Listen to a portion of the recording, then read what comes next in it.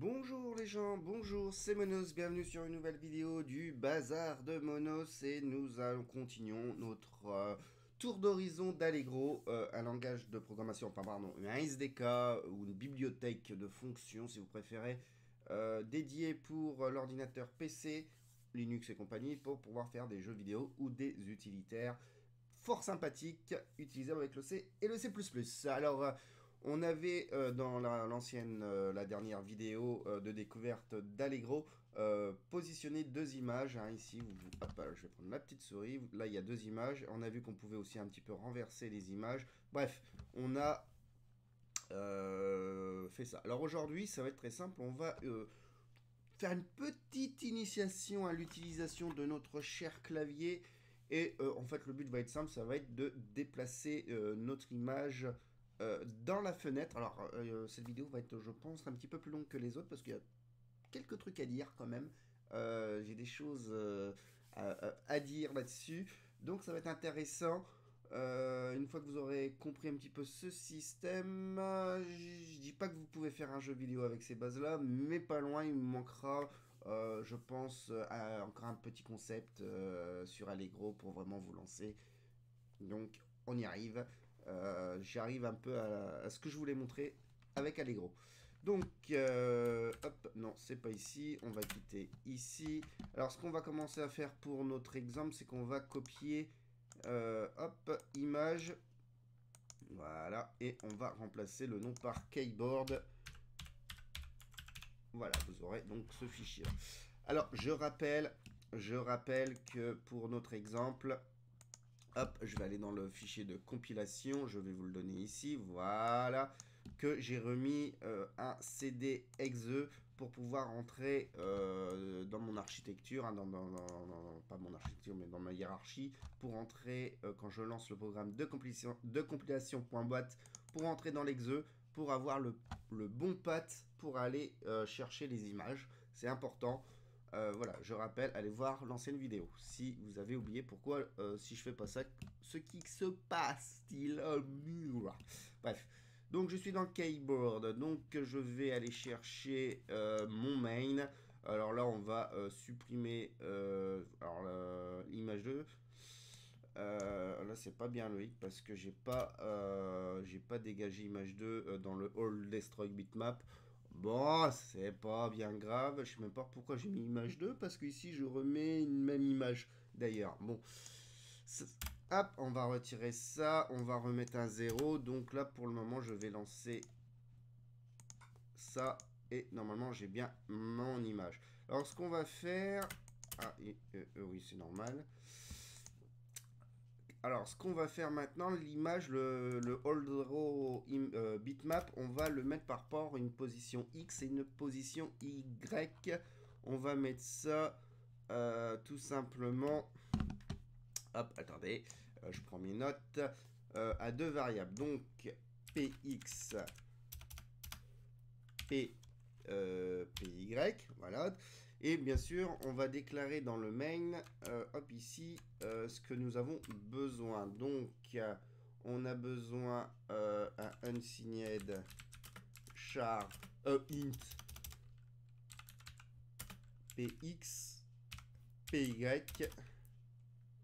et, pardon, ici c'est une virgule, et on va faire partir ça à 0. Alors normalement, j'ai pas besoin de mettre le 0, étant donné que c'est une variable locale, c'est automatiquement initié à 0. Par contre, les variables non locales, on ne sait pas. Mais bon, par précaution, j'initie ça à 0. Voilà. Alors, pareil, je l'ai déjà dit, je le redis. Pourquoi je force unsigned et signed dans les chars et dans les ints? Ça, c'est pour ceux qui voient toutes mes vidéos de programmation en C. Parce que la règle du unsigned, du signed ou de je sais pas quoi, c'est pas une règle du C. C'est une règle du compilateur. Ça veut dire que si je fais int px py, si je change de compilateur, peut-être que le int il est unsigned, ou sur un autre compilateur peut-être qu'il sera signed. Je n'en sais rien. Enfin, si, je peux le savoir. Mais voilà, c'est pas c'est aléatoire, c'est en fonction des règles du compilateur. C'est surtout valable pour les chars. Et surtout aussi, je reprends l'exemple de SDCC. SDCC en cours de version, mais ils ont changé les règles. Avant, c'était quand on faisait char PX, le char était peut-être signed, et il est devenu dans les dernières versions nativement unsigned, ou inversement, je ne sais plus. Alors moi, j'ai pris l'habitude de forcer l'unsigned et le signed, comme ça, je suis sûr de mon coup. Voilà. Deuxième point, attention les int. Les int, c'est pas obligatoirement 2 octets. C'est pas une règle non plus du C. Ça peut être 4 octets aussi. Je crois pas que ça doit être 8, mais c'est 2 ou 4 octets la majeure partie. Je pense que là, c'est du. Étant donné que je suis sur un système 64 bits, je pense que mon int vaut 4 octets. Mais quand je travaille sur SDCC ou sur CC65 pour faire voilà, du 8 bits, mon int il vaut 2 octets. Piège à con, attention à faire gaffe. Le short il est égal à 2 octets la plupart du temps. J'ai pas vu de short à 4 octets. Je crois que c'est 2.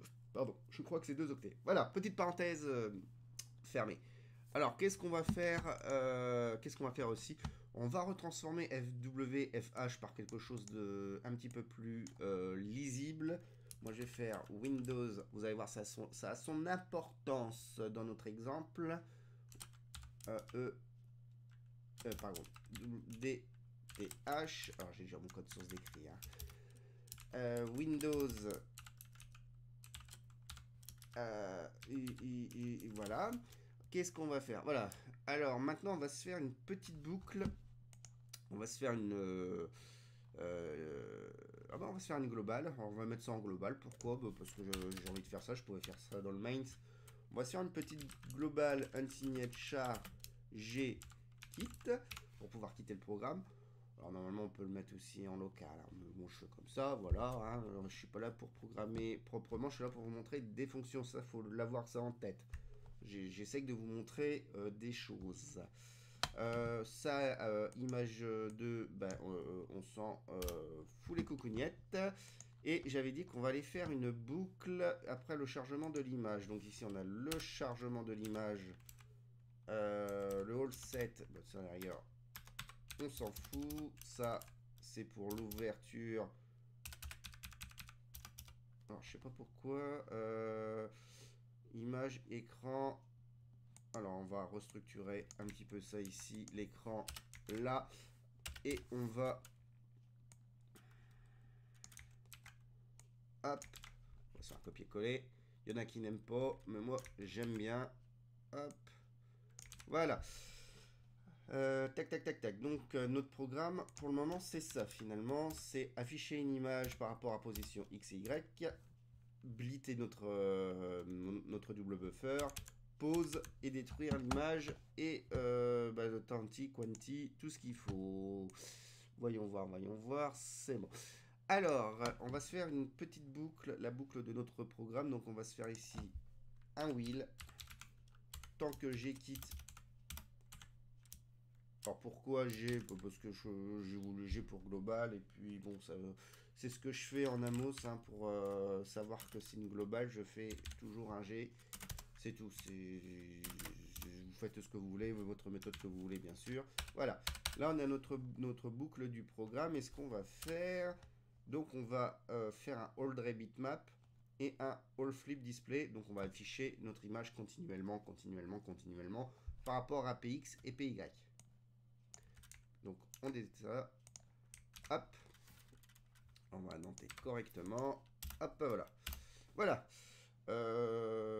Comme ça, si g quitte est égal à 1, on va quitter le programme, on va, alors le pause, on va plus avoir besoin de pause parce qu'on va le quitter, voilà, donc on va pouvoir quitter proprement notre programme, on va détruire notre écran et on va rendre la place mémoire disponible de l'image.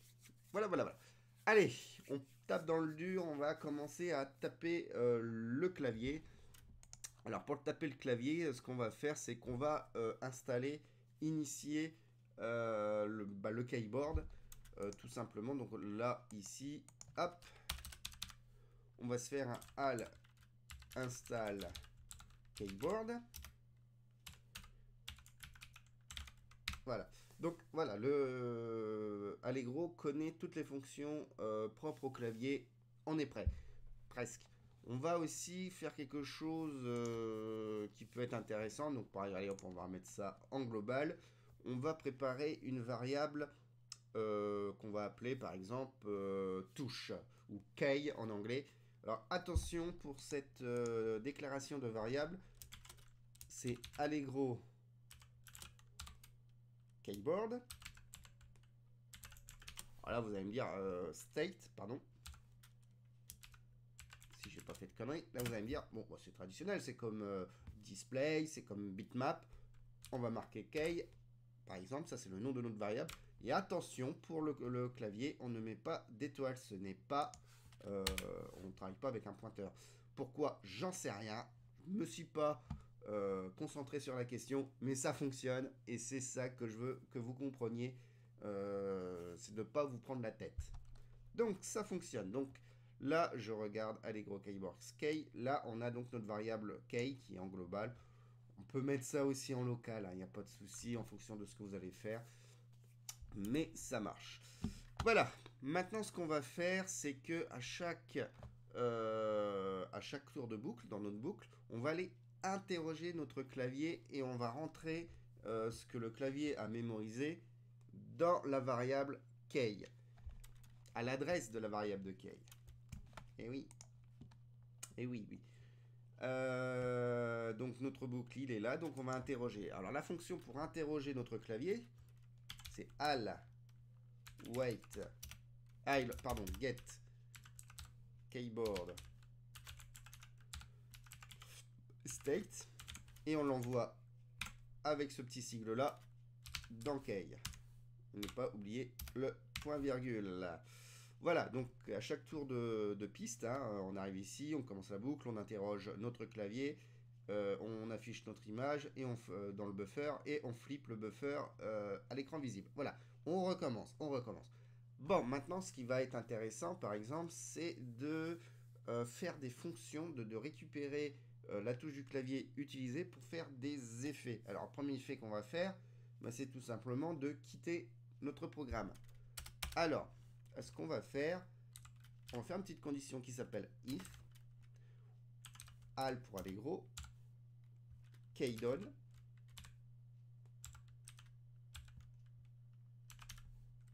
on va se alors ouais, keydone c'est ça. Keydone c'est une fonction, donc on va aller rechercher le contenu donc de key et on va le comparer à une touche, et la touche c'est la touche escape Allegro key escape. Alors est-ce que j'ai bon? On fait nos petits brackets et là c'est très simple, si on utilise la touche échappe, et bah j'ai quitte par exemple est égal à 1, on va quitter le programme. On va pouvoir tester notre programme là. On va compiler. J'ai pas d'erreur. J'ai bien mon image en 0,0. Et quand j'appuie sur la touche échappe, et bah je quitte le programme. Alors ce qui peut être intéressant aussi, c'est de mettre une petite marque. Par exemple, voilà, on peut faire un print f touche ESC par exemple, avec le petit point virgule, vous allez voir. Hop, j'appuie sur échappe, je quitte le programme, touche ESC. Bon, j'ai pas mis le N, la touche échappe a bien été utilisée. Alors on va bien faire dans les normes. Je sais jamais si c'est celui-là. C'est ça normalement. Hop, N. Et normalement, voilà, là normalement je dois avoir un saut de ligne. Non, c'est ici. Toujours pas. C'est l'inverse. Décidément, je me trompe d'échappement. Comme dit le pot. Voilà, là j'ai bien touche échappe d'utiliser.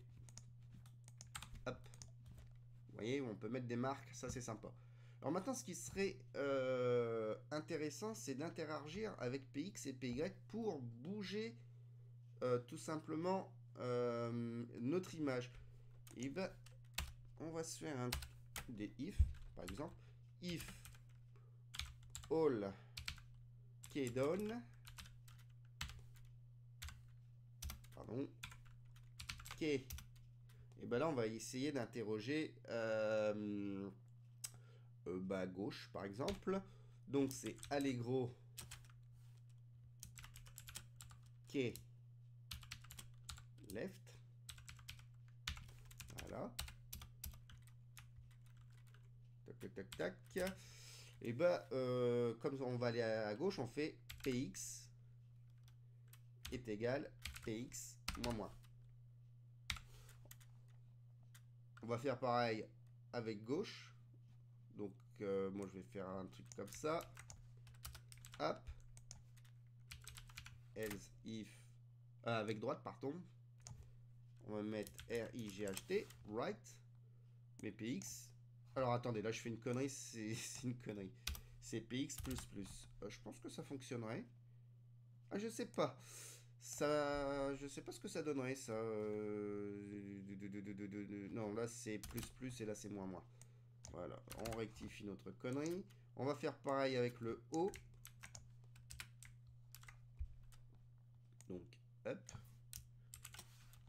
Donc là c'est plus PX, c'est PY. Moins moins.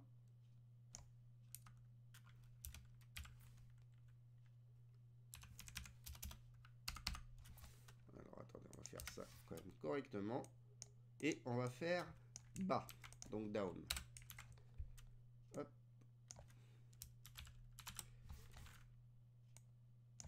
Hop. Hop. Alors je vérifie. Tac tac tac tac. Donc pour le moment, voilà. Ça m'a l'air d'être correct. Hein. Voilà, on va changer la valeur de PX et de PY en fonction de notre touche. Allez, c'est parti. Il n'y a pas d'erreur. On va utiliser notre clavier. Oula. Ouf, ça bouge. Déjà, ça fonctionne. Hein. Mais puis ça bug. Bon, c'est normal.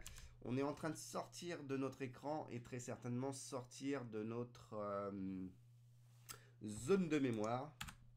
Donc on va aller déjà éviter que notre image sorte de nos zones de mémoire. Alors pour ça, dans chaque condition, on va tester notre position de PX et de PY pour voir si ça ne sort pas de l'écran. Allez, par exemple, on va commencer par gauche, à gauche. Hein. Ouais, c'est ça. Donc c'est très simple. Hein. L'origine est en haut à gauche. On va tester la position de PX. Si la PX est supérieure à 0, on pourra revenir à 0 en utilisant la touche gauche. Sinon, si on est égal à 0, on ne peut pas faire de modification de PX. Donc,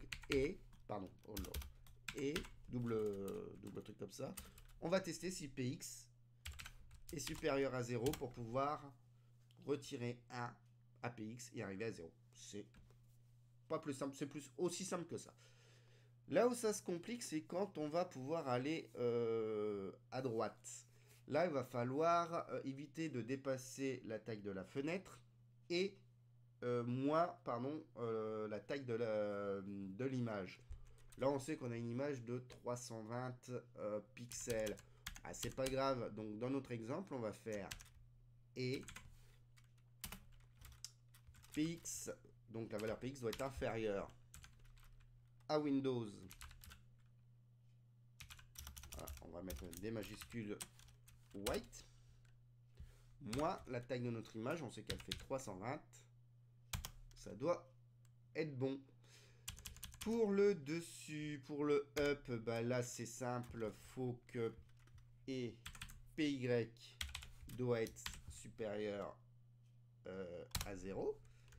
Et pour aller en bas, c'est la même chanson avec Windows, cette fois-ci Act, moins 200, qui est la taille en hauteur de notre image. On va se faire donc et PY doit être inférieur à Windows 8 moins 200. Normalement, on ne doit pas être si mauvais que ça. Voilà, donc Voilà, donc déjà, on sort pas de l'écran. C'est déjà bien. Mais vous voyez quelque chose, il y a un truc quand même assez bizarre, c'est que c'est ultra rapide. Et moi, j'arrive pas à mettre le truc au milieu, c'est pas fluide. Bref, c'est trop rapide. C'est trop rapide parce que c'est trop rapide. Alors, ce qu'on va faire, c'est qu'on va simuler pour les personnes qui font du rétro un V-Sync, un retour du balayage écran. On n'a plus de balayage écran sur nos écrans à l'heure actuelle, mais le signal existe toujours, il est toujours simulé en vrai. Donc on va attendre, mettre un point d'attente du balayage écran, on va le mettre en haut pour pouvoir faire tout ce qu'on veut. Alors, hop, c'est ici, juste avant d'appeler le keyboard. I'll wait for VSync. Hop, donc c'est le white VBL, c'est le VBL, hein, tout simplement. Hop, on va relancer, et cette fois-ci, vous voyez. Alors après, peut-être sur certains cours, on peut peut-être faire aussi le delta time. Je pense que ça marche aussi. Je me suis pas posé la question, je me suis jamais entré dans le delta time. Ce sera peut-être pour un prochain cours comment le calculer. J'ai vu des bons cours là-dessus pour la SDL, donc j'irai regarder ça, puis je vous expliquerai quand j'aurai compris et si ça fonctionne dans ce que je veux faire, bien sûr. En tout cas, là, ça fonctionne, vous voyez. Je peux aller à gauche, je peux aller à droite, je peux aller en haut, je peux aller en bas, je ne sors pas de l'écran, mais je peux pas aller en diagonale. Ah oui, c'est vrai, je peux pas aller en diagonale. Donc ce qu'on va faire, c'est qu'on va se démerder pour aller en diagonale. Il suffit tout simplement, ici. Donc là, on a le premier if, le deuxième if, gauche-droite. En principe, on peut pas appuyer sur les deux, donc c'est très bien. Et le haut-bas, que de faire un else if. On fait juste un if. Voilà. Tac. Et normalement, je vais pouvoir aller en diagonale. Voilà. Voilà. Je pense que j'ai fait le tour pour pouvoir utiliser le clavier. La prochaine vidéo, on parlera du découpage d'images pour pouvoir construire, par exemple, un niveau en tuiles. Ça va être super important. Puis voilà, hein, je pense que le gros morceau est fait. Si on faudra regarder un petit peu la transparence. Je n'ai pas regardé. Au moment où je tourne la vidéo, je ne sais pas comment on fait une transparence. Je pense que le PNG derrière avec le truc transparent, ça va fonctionner. Mais je ne l'ai pas testé. Je le testerai dans 2 prochaines vidéos. Et je vous montrerai ça pour que vous soyez au point à ce niveau-là. Vous savez utiliser un clavier. Vous savez afficher une image proprement. Ça fonctionne. Vous savez ouvrir une fenêtre. On va regarder donc pour faire une espèce de tilt set. On va aussi faire du scale parce que c'est très important. Donc ça va être au programme. Les sprites avec de la transparence, on va aller regarder ça. Et puis un petit peu de son. Ça, faut que je regarde complètement. Et je vous aurai montré, je pense, la grosse base d'Allegro. Juste ça, ça vous permet de faire des jeux. Après, c'est à vous d'être curieux, d'aller chercher des informations à droite à gauche. Mais je pense que je vous ai montré quand même pas mal de choses pour débuter en Allegro. Allez, c'est la fin de cette vidéo. Je regarde si j'ai rien oublié dans le code source. Non, je vous mets bien sûr le code source à disposition. Je vous fais des gros bisous. Et puis, merci. À une prochaine sur le Bazar de Monos. Allez, bisous!